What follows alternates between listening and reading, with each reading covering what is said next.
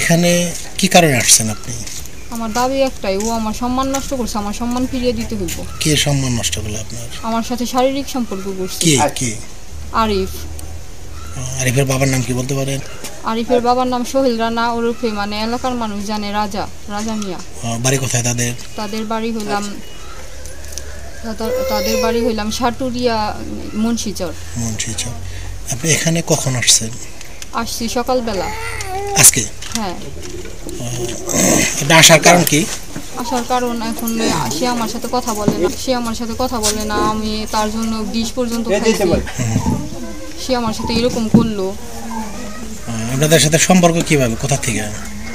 আমার যে ভাই বিয়ে করছে, এই যে পিছনের বাড়িতে বিয়ে করছে মানে পালিয়ে।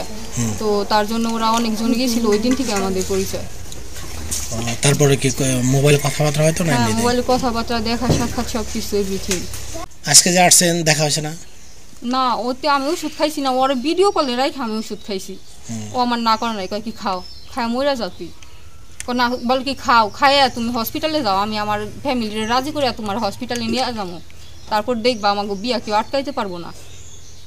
না, আমি ওটা বলতেছি না, আমি বলতেছি যে আপনি আজকে যেখানে আসছেন, হ্যাঁ, আপনার সাথে কি এখানে আসার পরে কোনো দেখা সাক্ষাৎ হয়েছে বা কথা হয়েছে ওর সাথে? ওর তো আমি ফোনেই পাই না, তারপর থেকে ও লাইনে থাকে, আমার ফোন রিসিভ করে না, আমাকে ব্লকও করেন নাই। তাহলে আপনার দাবি কি, চাওয়া কি? আমার চাওয়া আমার সম্মান ফিরিয়ে দিতে হইব, আর আমার বিয়ে করতে হইব, শেষ। আপনার কথা একটাই? আমার কথা একটাই, আপনাকে বিয়ে করতে হইব, তাইলে আমি সম্মান ফিরা পাবো। আর যদি এটা না হয়, তাহলে আমি এই যে ক্যামেরার সামনে বললাম, আজকের পর থেকে আমাকে কেউ দেখতে পাইবো না। একবার ওষুধ খাইছি আমি, একদম মরে যাবো, শেষ আমার কথা। আত্মহত্যা করুম, আমার জীবন নিয়ে আমি নিজে যাবো, আমার সমস্যা নাই তো। আমার মার একটা সন্তান আছে, আমার বোন আছে, আমার বোনের নিয়ে বাইচে থাকবো, আমি বাইচে থাকতে চাই না, এরকম জীবন নিয়ে কেউ বাইচে থাকতে পারবো না।